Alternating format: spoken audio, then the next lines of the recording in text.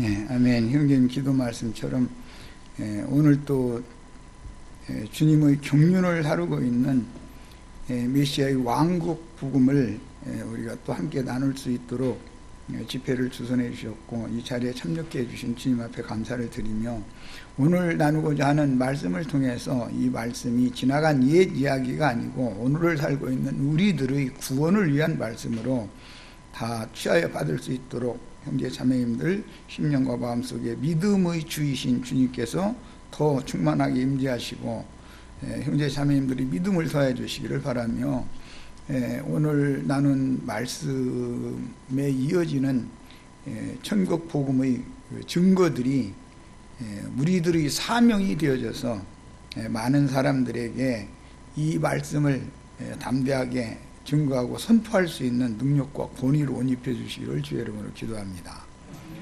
아멘. 아멘. 자, 오늘은 나눌 말씀이 좀 중요하다 싶어서 인쇄물을 다 해드렸고, 오늘부터는 이제 그 요한의 물침례 사역, 요한의 사역이 있고 인자 예수의 사역이 있는데, 먼저 다루고자 하는 말씀은 요한의 물침례 사역을 먼저 다루는 겁니다. 요한의 사역이 끝나야 예수님, 인자 예수, 메시아의 사역이 시작된다는 건 이것은 이제 경륜이라고 그러죠. 하나님은 어떤 행정을 집행하실 때 그분의 정해놓은 어떤 순서대로 때와 시기에 맞춰서 어떤 일을 행하신다. 이것을 꼭 마음에 담아두셔야 됩니다. 이 하나님의 경륜에 대하여 무지한 사람은 성경을 아무리 읽어도 혼동할 수밖에 없는 거예요. 이 말이, 이런 성경 예언이 어느 때에 이게 적용하는 말인지 이것을 혼동하면은 성경 해석이 바르게 될 수가 없는 것이죠. 자, 오늘 읽을 말씀은 우선 마태복음 3장 5절에서 7절 말씀을 읽고 시작합니다. 자료는 해드렸지만 본인의 성경책에서 읽습니다.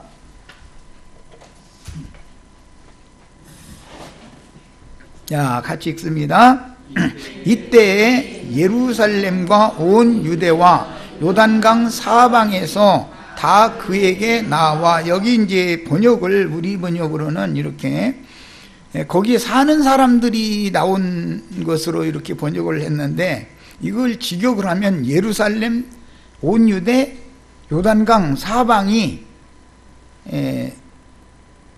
요한에게 와서 침례를 받았다, 이렇게 돼 있어요. 그러니까 이제 이 말하고자 하는 의도를 잘 생각을 해가면서 읽으셔야 됩니다. 거기에 사는 사람들이 물론 나온 것이 맞습니다. 그러니까 이제 거기 우리 번역에서는 의역을 해준 것이죠. 뜻을 살펴서. 지금 내가 하는 말을 이해를 잘 하셔야 돼요. 예루살렘, 온 유대, 요단강 사방이라는 건 지명이잖아요. 그런데 예루살렘과 온 유대와 요단강 사방이 요한에게 나와서 침례를 받은 걸로 되어 있어요. 그런데 이것을 뜻을 살펴서 다 그에게 나와서, 그는 요한이죠, 당연히. 나와서 자기들의 죄를 자복하고 요단강에서 그에게 세례를 받더니 요한이 많은 바리새인들과 사두개인들이 세례 베푸는 데로 오는 것을 보고 이르되, 독사의 자식들아, 누가 너희를 가르쳐 임박한 진노를 피하라 하더냐, 그랬어요. 굉장히 쉽지 않은 이제 문장입니다. 지난 화요일 날 그 말밑 부분에 잠깐 말씀을 나눌 때 요한이 약대 털 옷을 입었다고 그랬지만 두르는 것이죠. 그 가죽을 이렇게 둘둘 두르고 허리띠를 가죽띠로 이렇게 둘렀다. 그리고 그의 먹는 식물은 메뚜기와 석청이었다. 이 말씀이 4절에 나왔었는데 그걸 잠깐만 더 언급을 하고 오늘 말씀으로 읽겠습니다. 그때 당시에 이제 사회 자체가 굉장히 혼란스러운 사회였었고, 왜냐하면 헬라가 망하고 로마가 팔레스타인 땅을 점령하는 그런 과도기였기 때문에 당연히 사회가 혼란스러울 수밖에 없죠. 우리나라의 예를 들자면 일제시대가 끝나고 미군정시대가 시작이 되니까 이제 그걸 이제 몸으로 경험하지 않은 분들이 얘기하면 그때 당시 사회가 얼마나 혼란했는지를 이해하기가 좀 어려울 거예요. 뭐든지 어떤 과도기에는 옛것이 지나가고 새것이 오는 이 과도기잖아요. 그럴 때는 굉장히 혼란스러운 거예요. 이제 시대상이 그랬어요. 그런 혼란한 시대에는 반드시 영적인 것을 추구하는 어떤 경건주의자들이 득세를 하고, 득세라 할 것은 없지만 어쨌든 많이 나타나서 이 사람 이 말, 저 사람은 저 말, 이제 궁극적으로는 말세다. 이게 이제, 말세가 왔다. 메시아가, 예언된 메시아가 올 때가 이르렀다라는 것을 막 외치게 돼 있습니다. 그러니까 세례 요한 혼자 지금 이 일을 한 걸로 사람들이 이제 잘못 오해하고 있는데 그게 아니고 그때 당시는 쿰난 종파라고 그래가지고 이게 경건주의자들이라고 그래요. 그 쿰난이라고 하는 동굴 속에서 우리가 읽는 이 성경의 일부분도 발견이 되어져 가지고 지금 이렇게 우리가 성경에 편입되어져 가지고 성경을 완성시켜 놓은 거잖아요. 그러니까 그만큼 그때 당시 이스라엘 땅에는 쿰난 종파라고 하는 경건주의를 추종하는 사람들이 많이 있었어요. 그런데 이제 그들은 특징이 뭐냐면 세상을 매우 비판적으로 보는 것이죠.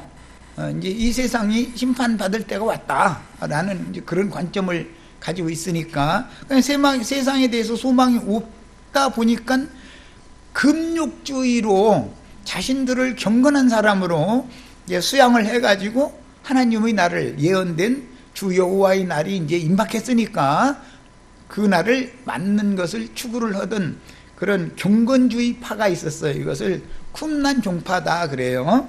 이제 이스라엘은 그 종파가 굉장히 많아요. 사실은 유대교라고 통합적으로 말을 하지만 사실은 제일 대표적인 게 바리새파와 사두개파고 그 다음에 에세네파라는 파가 있었고 시몬당이라는 것이 있어요. 열심당이 있었고 이 쿰난 종파가 있었어요. 오늘날 기독교계도 그래가지고 장감성에다가 순복음에다가 침 얘기 5대 종단이다 해가지고 5대 종파 딱 모이면 늘 그 기독교 회의할 때는 그 5대 종단 그거 따지죠. 그 유대교가 그랬었어요. 예수님 오실 때 당시가 상황이 그랬었어요. 종파가 5개가 있게. 이것도 대표적인 거예요. 더 많은 분파가 있었겠죠. 내면적으로는. 예, 그래서 그때 당시 이제 특히 쿰난 종파에 속한 사람들은 개인적으로 돌을 닦아가지고 금욕주의 생활을 하면서 돌을 닦아서 자신을 정결케 해가지고 예언된 주 여호와의 날, 메시아의 날을 맞을 것을 준비하라는 것을 가르치고 그런 실행을 하며 사는 사람들이 많이 있었어요. 그 사람들과 같은 방식으로 요한도 그렇게 산 거예요. 세상의 모든 문화나 세상을 등지고 가서 그냥 완전히 들사람처럼 사는 거죠. 이제 상황이 이래요. 그런데 그 경건주의를 추구하는 사람들은 사람들이 무슨 감이 되어서 농사를 했다거나 뭐하거나 이런 것을 먹는 게 아니고 들판에 자연이 난 것, 나무 열매를 따먹고 풀 열매를 따먹고 이런 걸 이제 먹고 살고, 이제 대표적인 음식이 지금 메뚜기와 석청이었다 그랬어요. 이게 꼭 메뚜기와 석청만 사시사철 먹고 살 수 있는 건 아니죠. 나무 열매나 풀 열매, 풀뿌리 이런 걸 주로 이제 많이 먹었던 거죠. 자, 이제 그때 당시 이 말씀이 비롯되는 그때 당시 상황을 잘 먼저 이해를 하셔야 되는 거예요. 그러니까 그때 당시 이제 상황이 그랬어요. 여기에서 메뚜기를 먹었다. 대표적인 식물로 메뚜기를 이렇게 지시를 해놨는데, 메뚜기는 레위기 11장에 보면 먹어도 되는 식물이었죠. 그런데 이제 선지자들이 또 예언을 한 말씀을 보면 메뚜기 재앙, 출애굽에 보면 메뚜기 재앙이 나오죠. 땅의 모든 식물을 다 갉아먹어버리고 그냥 남기지 않는 거예요. 말갛게 다 먹어버리기 때문에. 그래서 이제 이 메뚜기라고 하는 것은 황충이라고 그래가지고 군대 귀신들을 상징하기도 해요. 한 면에서는 정결한 음식으로 율법에 의하면 먹으라고 허락된 음식이에요. 요한은 율법을 종결하는 사람이었기 때문에, 율법과 선지자의 때를 종결하는 사람이었기 때문에 율법대로 메뚜기를 먹는 거예요. 그러나 이제 신약의 영적 해석으로 가면은 그 메뚜기라는 것은 귀신들이다. 귀신이 가르침을 받아들이면 안 되는 거죠, 사실은. 예. 그러니까 이제 이게 성경의 문맥에 따라서 메뚜기를 먹을 거냐 먹지 말 거냐라는 것을 이제 구분을 할 때는, 신약으로 와서는 먹을고 마실 것은 예수 그리스도의 입으로 나오는 말씀과 성령을 마셔라라는 것이니까, 율법대로 먹고 마시는 게 아니다. 이것을 구분을 잘 하셔서 문맥의 흐름에 따라서 메뚜기를 정한 식물로 규정할 것이냐, 이것은 버려야 될 것이고, 버리고 그리스도를 먹고 마셔야 된다는 말씀으로 해석을 할 것이냐, 이렇게 이것을 문맥의 흐름에 따라서 해석을 잘하는 지혜가 필요합니다. 그 다음에 석청을 먹었다 그랬는데, 석청이라는 것은 벌집이죠. 저기 절벽이나 뭐 높은 나무 뭐 이런 데다가 이렇게 벌들이 모여서 살던 집이니까 거기에는 당연히 꿀판이잖아요, 그게. 이것은 다 상징이다. 먹고 마시는 것은 율법대로 하자면 문자대로의 메뚜기를 잡아먹었고 문자대로의 석청을 따다 먹는 거예요. 그러나 이제 아까 메뚜기와 같이 석청이라고 하는 것도 문맥에 따라서 구약 시대의 석청 또는 흐르는 꿀을 먹었다라는 말이 나오면, 삼손 흐르는 꿀 먹었죠. 그 다음에 사울의 아들 요나단이 그 왕명을 어기고 모르고, 왕은 금식하라는 명령을 내렸는데 그걸 모르고 막 시장한 중이었기 때문에 꿀이 흐르니까 그게 석청이거든. 그걸 지팡이 끝으로 이렇게 찍어다가 이렇게 먹었다는 거예요. 그랬더니 뭐 눈이 막 이게 밝아졌다 이제 이랬죠.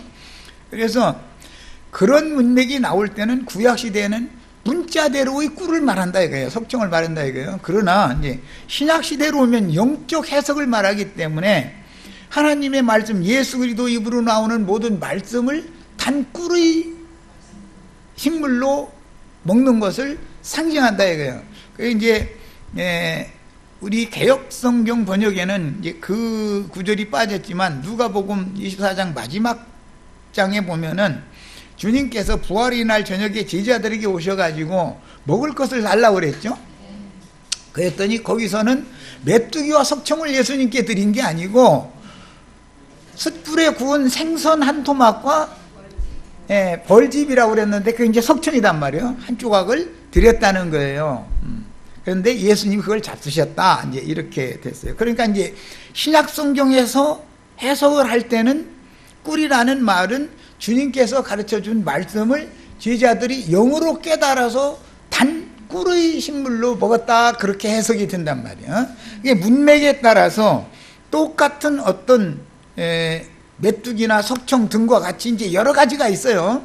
등과 같이 어떤 단어가 사용이 돼서 나오면, 율법과 선지자의 때를 종결하는 요한 때까지는 문자대로 그것을 먹었다라는 말이고, 그것을 영적으로 적용하는 우리들은 이것은 이제 메뚜기는 왜 먹으라고 그랬느냐, 뛰거나 날 수가 있으니까, 즉 땅의 일을 생각하거나 육신의 일을 생각하지 않고 초월되는 생명 양식이다라는 뜻으로 영적 해석을 한단 말이에요. 이제 신학적으로 이것을 메뚜기를 표현할 때는 꿀이라는 말씀도 그렇게 영적 해석을 하는 거예요. 그리스도 입으로 나오는 모든 말씀이 정말 단 말씀이다라고 받아들인다 이거예요. 이게 깨달아진다라는 뜻이단 말이죠, 말하자면. 자, 이렇게 해석하는 겁니다. 자, 그 다음에 이제 오늘 우리가 읽은 5절부터 7절 사이의 말씀을 이제 나누도록 합니다. 마태복음 3장 1절에는 그때가 나왔고 3장 5절 시작에는 이때가 나왔죠. 자, 이 말은 하나님은 때와 시기를 정해두시고 어떤 일을 행하시는 경륜적으로 집행하시는 분이다라는 말이죠.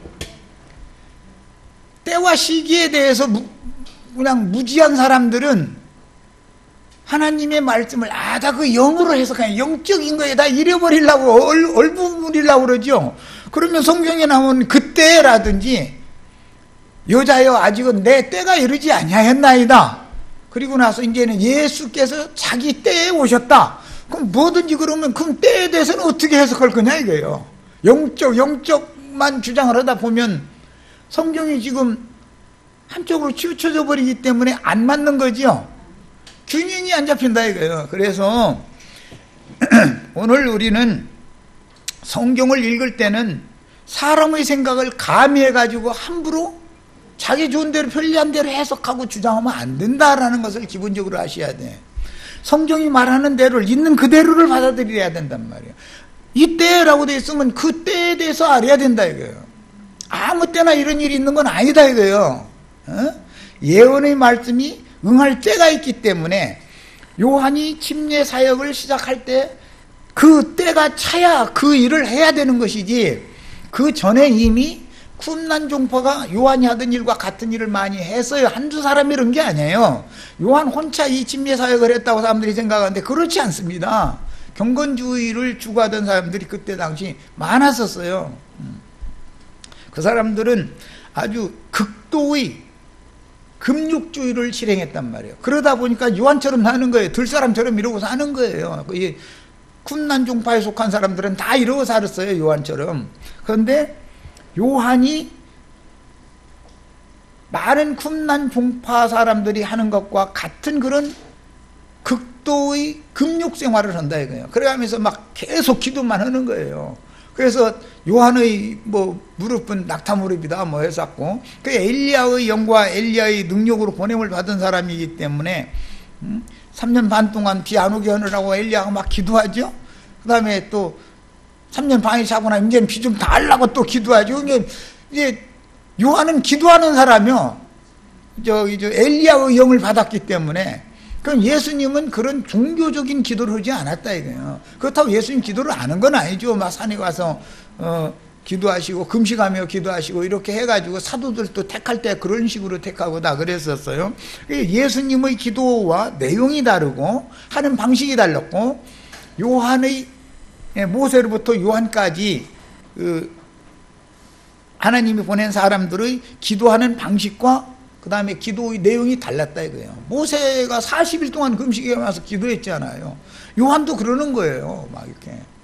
그러니까 그런데 모세나 요한까지는 눈에 보이는 사람들이 알 수 있는 그런 기도를 하는 것이지만, 예수님은 사람들에게 보이려고 기도를 하는 건 아니다 이거예요. 하나님과만 교통을 위해서 기도를 하는 것이다라는 거예요. 그러다 보니까 당연히 기도 내용이 또 달라지겠죠. 구하는 내용이.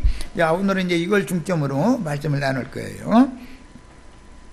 자, 본문에서 이때라는 이 표현은 지금 소개해드린 것처럼 하나님은 때와 시기를 정해두시고 때에 맞춰서 그분이 이미 마음에 작정해 두신 바를 역사상에 그대로 집행한다.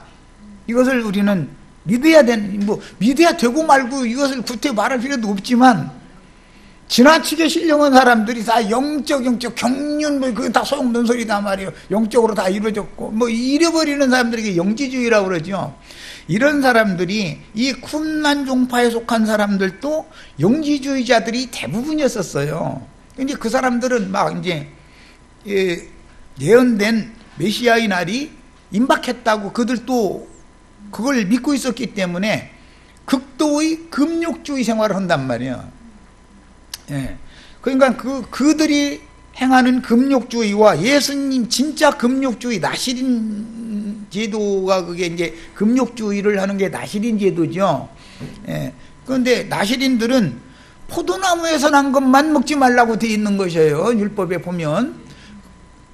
예. 그런데 막 들판에 가서 막 짐승 가죽 입고 막 메뚜기 잡으러 다니고 뭐 풀풀이 뽑으러 다니고 그렇게 살으라고 돼 있는 건 아니거든요. 그러니까 사람들은 사람에게 보이기 위하여 극도의 어떤 경건주의를 추종하는데 이것이 종교의 극점이다. 종교 중에서 최상위 지점이 어디냐? 이 경건주의란 말이에요. 경건주의. 그 뭐 불가나 뭐 라마교나 티베트 있고 산속에 막 들어가는 사람들이 다 그게 인도의 무슨 힌두교인들 다 그게 경건주의 추구하는 사람들이잖아요. 그렇다고 해서 그 사람들이 정말로 경건해지느냐? 이것은 생각도 안 해본다 이거야. 자기네들이. 그런데 그 육체의 연습도 아주 나쁜 거는 아니에요. 약간의 유익은 있다 그래서 성경에는. 예, 육체의 연습이라는 것도. 그래서 이게 혼동하시면 안 돼. 그래서 그때 당시 요한이 와서 이때라는 건 이 때가 이르기까지 바로 그 세대 사람들에게는 쿰난종파라고 말하는 경건주의자들이 이런 세례식도 행했고 그런 극도의 금욕주의 생활을 이미 했었다 이거예요. 그런데 그들에게 하나님의 말씀이 임한 게 아니라 빈들에서 똑같이 그런 같이 보이지만 요한에게 하나님의 말씀이 임했다는 거예요. 그래서 이제 이런 것이 그 성경 읽을 때는 굉장히 유의해서 읽어야 돼요. 많은 그 쿰난 종파 사람들에게 하나님 말씀이 임한 게 아니고 하나님 말씀이 임해서 하는 것이 아니라면 사람이 자의적으로 경건 연습을 하는 거잖아요. 그러나 요한이 하는 것은 하나님의 말씀이 너는 이때에 나가서 이런 말씀을 전하고 이런 사역을 해라 했기 때문에 이때라는 말이 이렇게 중요한 거단 말이야. 이것을 경륜이 하나님의 경륜이다 이게요. 경륜. 하나님은 때를 정해두시고 그 때에 맞춰서 어떤 일을 행하시는데 누구에게 그때 하나님의 일을 누구에게 맡기느냐라는 문제가 이제 똑같이 세례를 그때 당시 많은 사람들이 받았지만 쿰난종파 사람들도 행하니까 세례를 받았지만 요한에게 가서 받아야 되는지 쿰난종파의 경건주의자들 누구에게 가서 받아야 되는지는 듣는 사람이 이제 귀가 열려야 되는 문제죠. 이제는 이 문제는. 그래서 신앙이라는 건 이게 쉽지 않은 겁니다.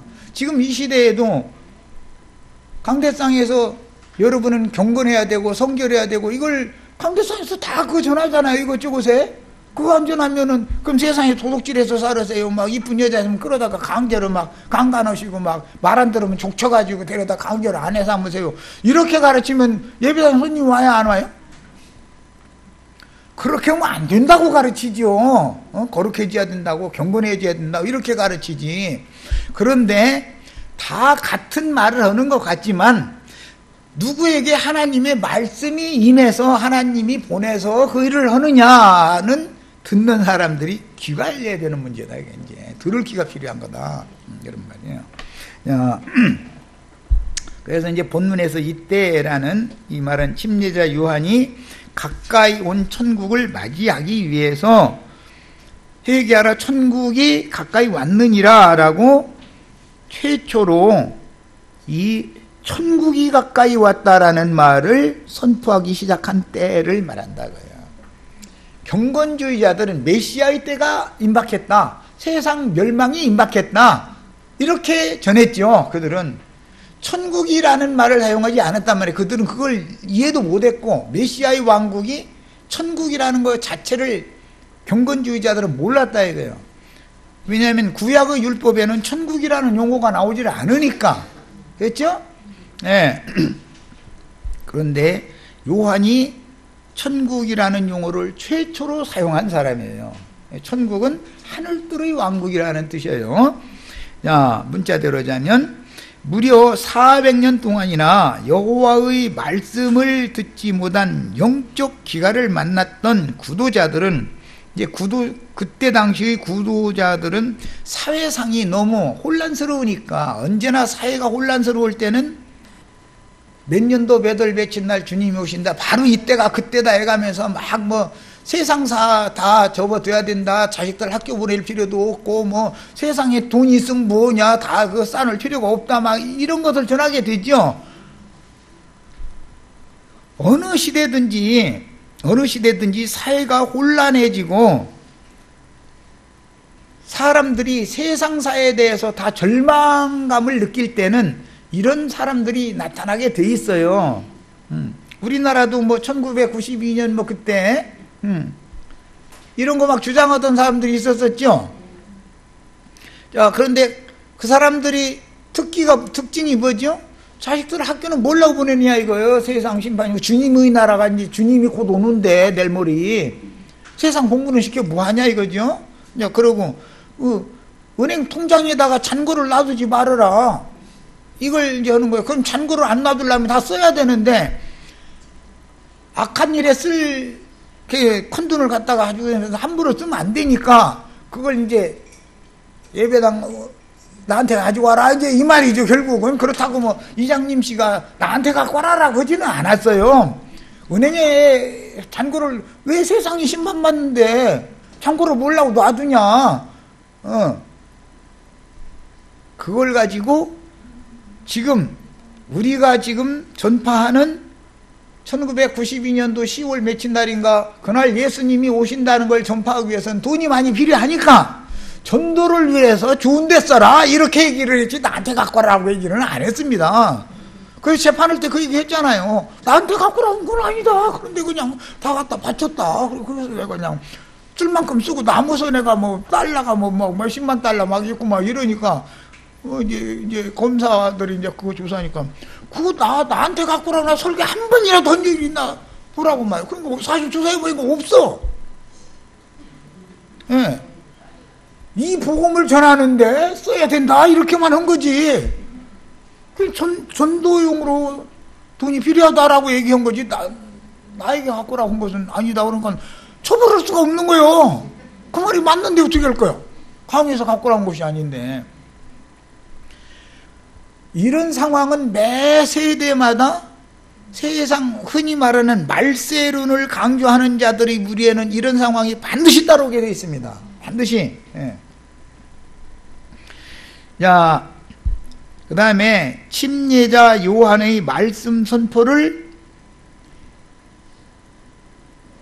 많은 사람들이 영적 가뭄을 해결시켜줄 단비로 여기면서 많은 이들이 요한에게 와서 세례를 또 받은 거예요. 이게 사실은 처음으로 요한에게 세례를 받은 게 아니고 쿰난 종파 사람들한테 가서 세례를 받았고 뭐 이 사람 이 말 저 사람 저 말 이제 쿰난 종파라 다 똑같은 말을 할 건 아닐 거고 이제 컨트리야 메시아의 때가 예언된 메시아의 때가 이제 곧 온다라고 한 것이지만 이제 나름대로 이제 가르쳤는데 세례 받고 그 제자가 되어서 따라다니다 보니까 자기네들은 속세 생활을 해야 되고 이 사람들은 쿰난 동굴에서 사는 그런 광야 생활을 하는데 그 사람한테 가려면 속세에 있는 모든 재산 다 팔아가지고 가야 되겠고 모든 게 불합리해서 이 바란스가 안 맞잖아요. 당연히 그렇게 될 수밖에 없잖아요. 그래서 사람들은 이제 어떻게 되냐 눈치를 보는 거예요. 이 사람이 메시아인가 이 사람이 메시아인가. 아니 자기는 이 사람 말 들어보니까 그럴싸해서 거기 그 사람을 추종하고 있는데 자기와 잘 아는 사람 또 똑같은 쿰난 종파 중에 다른 사람을 소개해가면서 이 사람이 진짜라네. 그러면 또 거기 가봐야 되는 거지 또. 내가 지금 혹시 헛발짓는 거 아닌가 싶어가지고 이렇게 해서 막 헤매고 다니던 때요.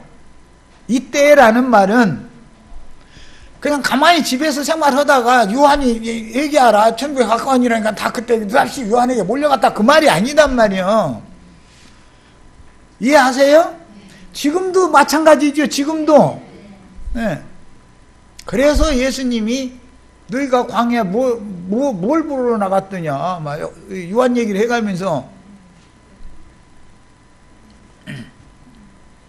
좋은 옷 입은 사람 보러 갔냐 뭐냐 왜 갔냐 천국은 여기 있다 저기 있다 그런 게 아닌 건데 말이에요. 예수님이 지금 말하는 것과 쿰난 종파의 그 경건주의자들이 말하는 것은 서로 다른 게 특징이 뭐죠?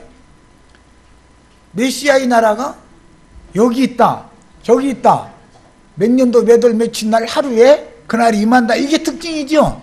그래서 이 복음서에서는 메시아의 왕국을 가르칠 때는 당연히 이 두 가지를 강조해요.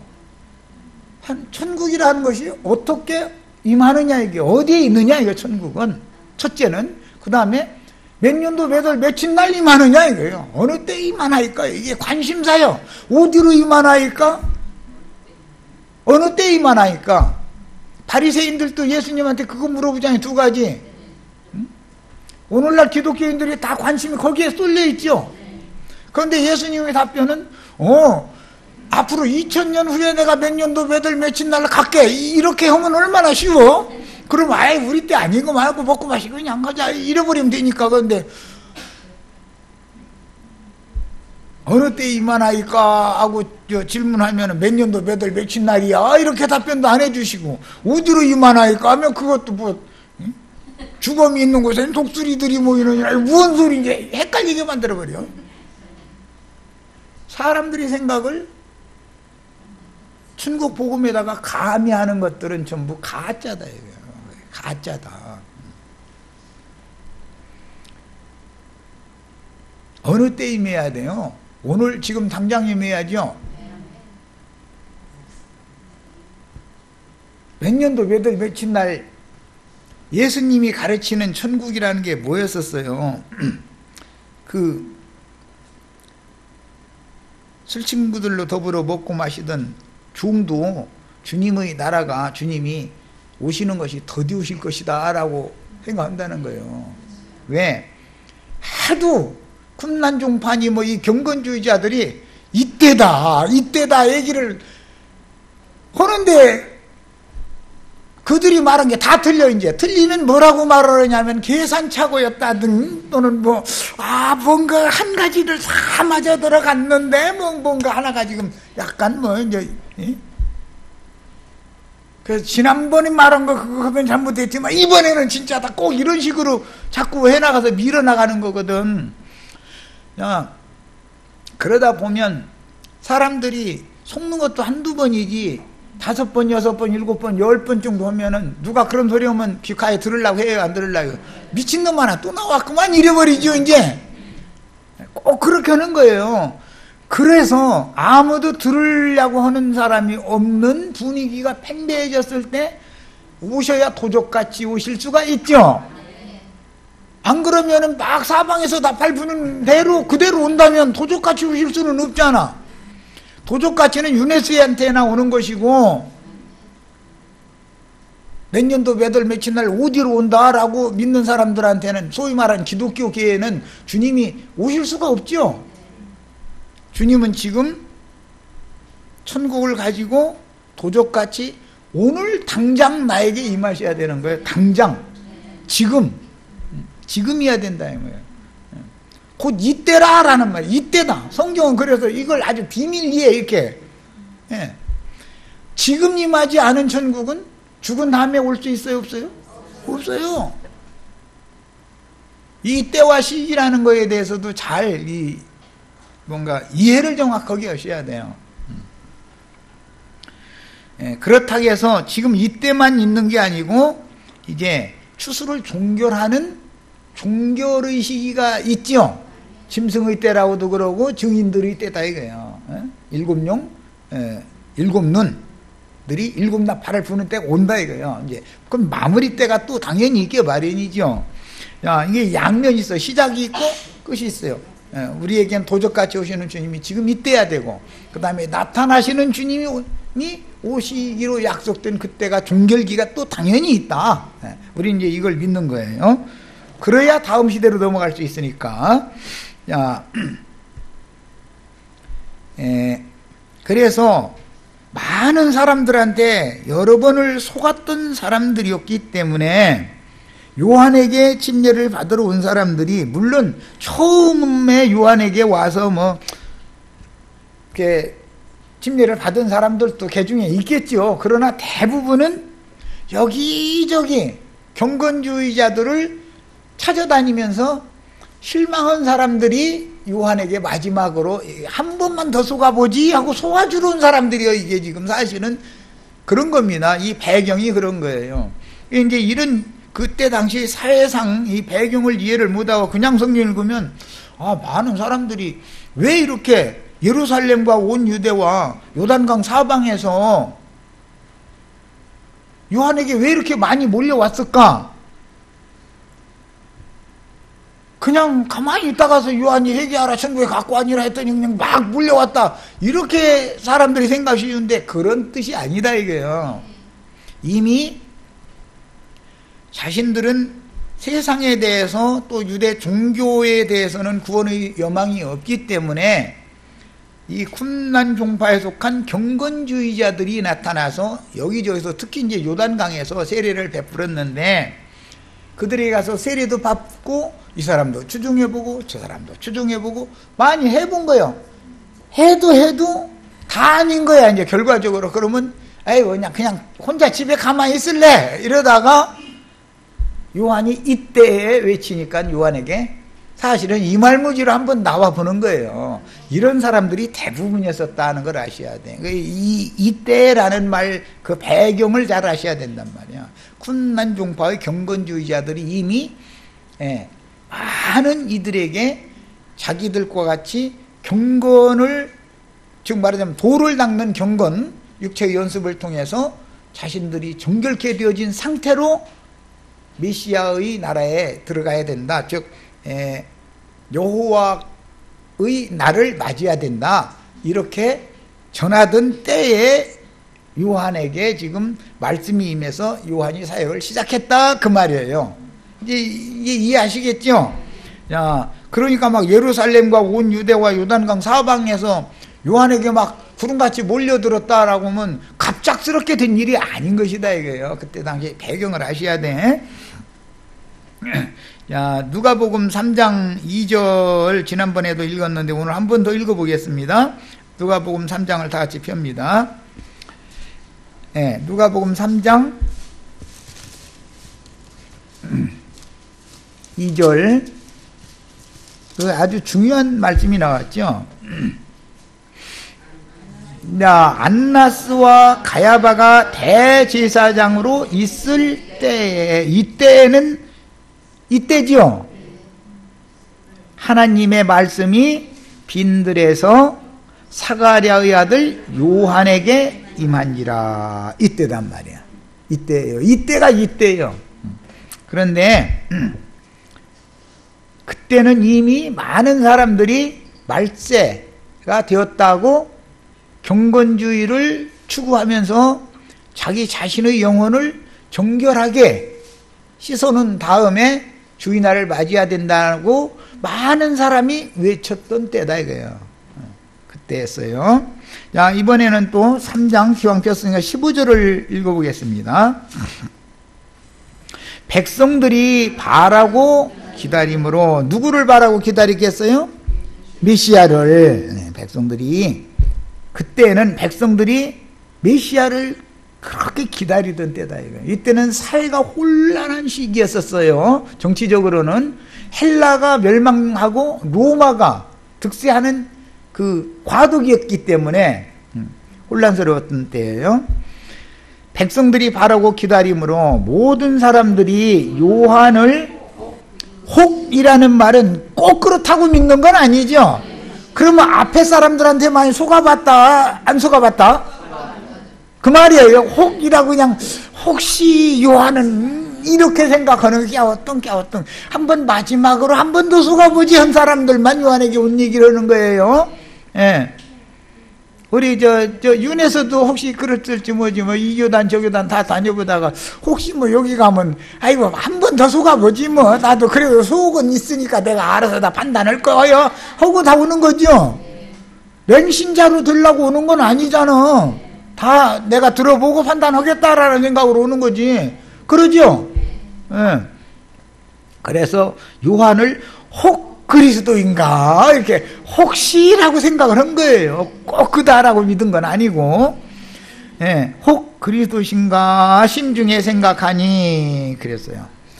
시대가 이런 시대였었고 그때 당시 사람들의 정신세계가 이런 상황이었다는 걸 알고 오늘 말씀을 읽어야만 그때 당시 사회적인 배경, 사람들의 생각을 알고 읽어야 요한의 침례사역이라는 것을 이해할 수 있는 것이지, 그냥 막 침례교회 가면은 요단강에서 막 물 비행기로 막 이렇게 막 공수에다가 막 저 강대상 밑에가 침례탕이거든. 거기 강대상 뚜껑 만들어 뚜껑 딱 열면 막 그거 부어 이제 붓고 나서는 거기 나 막 침례식 한다고 막 이제 그렇게 하라는 말이 아니다 이거요. 지금 침례교 다니면 구원받아요? 침례교와 장로교는 유아세례 세례식 해야 된다고, 침례교는 아니라고, 침례식 해야 된다 이거가요. 싸우죠. 세례식을 하든 침례식을 하든 다 쓸데없는 짓을 하는 거예요. 종교의식이죠. 그들의 자기네들이 교리를 주장하는 것일 뿐이지 성경이 말하는 요한의 사역이나 예수님의 사역을 지금 하는 건 아니다 이거예요. 이걸 잘 구분하시라고 오늘 말씀 나누는 거예요. 자, 이런 이제 사회적인 배경을 이해하신 다음에 말라기 선지자 이후로 여호와의 말씀을 들을 수 없었던 길고 긴 암흑시대가 무려 400년이 지났어요.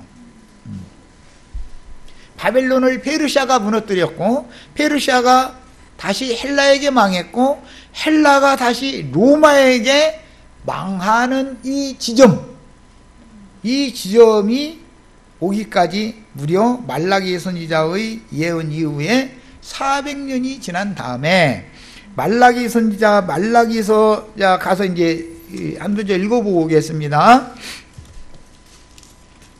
요한은 말라기 선지자의 마지막 선지자의 예언을 이룬 사람이 요한이잖아요. 모든 선지서의 종결은, 구약시대의 종결은 말라기죠. 이사야부터 시작된 모든 선지자의 말씀의 종결이 선지서라고 할 때 말라기서가 그 마무리예요. 말라기 3장 1절을 보겠습니다. 만군의 여호와가 이르노라, 보라 내가 내 사자를 보내리니. 여호와께서 여호와의 사자라는 것은 사역자, 일꾼이다 그 말이에요. 문자대로는 천사라는 말이에요. 내 사자를 보내리니 그가 내 앞에서 길을 준비할 것이요. 이게 이미 우리가 쭉 나눈 이사야 40장 예언을 이루는 거죠. 또 너희가 구하는 바 주가, 그 주는 메시아지요. 주가 갑자기 그의 어디에 오신다? 성전에 임하시리니 곧 너희가 사모하는 바 언약의 사자가, 이건 새 언약을 맺으러 언약의 사자가 임하실 것이다. 이게 예언이죠. 자, 그 임하시는 날을 누가 당할 것이냐. 메시아가 오시는 날이 주 여호와의 날이죠. 구약 성경에.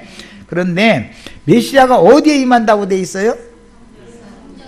네, 여호와의 성전에, 주님의 성전에 임하신다 이렇게 됐어요. 그래서 그때 당시 많은 사람들은 바벨론이 무너뜨린 성전을 파사시대에 스룹바벨 성전이다 그래가지고 재건을 했는데 헬라가 파사를 무너뜨린 다음에 헬라가 스룹바벨 성전을 또 무너뜨려 버렸다 이거예요. 제사 제도를 또 패버렸다 이거예요. 못하게 하는 거예요. 하고 싶으면 돼지 대가리에다가 돼지피 뿌려가면서 제사를 해라. 그러니까 이거는 할 수 없는 일이잖아요. 유대인들의 사상에서는. 시대가 그런 시대니까 그들의 생각은 주의 날이 임하려면 뭐가 먼저 선행되어져야 되겠어요? 주 여호와의 날이 임하면 주 여호와께서 어디로 임한다고 돼 있다고요?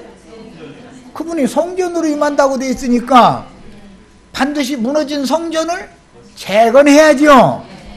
이게 유대인의 신앙이에요. 유대인의 신앙의 이제 특징을 지금 말하는 거예요. 그때 당시 유대인들의 신앙적인 배경을 이해를 해야 된다 이거예요. 신앙 배경을. 어느 때에 어디로 오시느냐? 근데 구약 성경에는 어디라는 것은 이미 답이 나와 있죠. 어디예요? 그분의 성전으로 임하시는 거예요. 그러니까 쿰란 종파 사람들이나 유대인들의 보편적인 신앙은 성전이 재건되면 그 때가 온 것이다 라고 가르칠 수밖에 없죠. 때는 성전이 재건돼야 성전으로 주님이 임하실 거니까 임하시는 날을 알으려면 어떻게 하면 돼요? 성전이 완공되면 되는 거예요. 그런 배경에서 요한이 지금 사역을 시작했다 그런 말이에요. 역사적인 배경을 모르고 그냥 신약성경, 이 구약성경을 모르고 신약성경 해석한다는 건 말도 안 되는 소리 하는 거예요. 성경에 대해서 무지해서 그런 생각을 하는 거예요. 자, 첫 시간 여기까지 해서 마칩니다.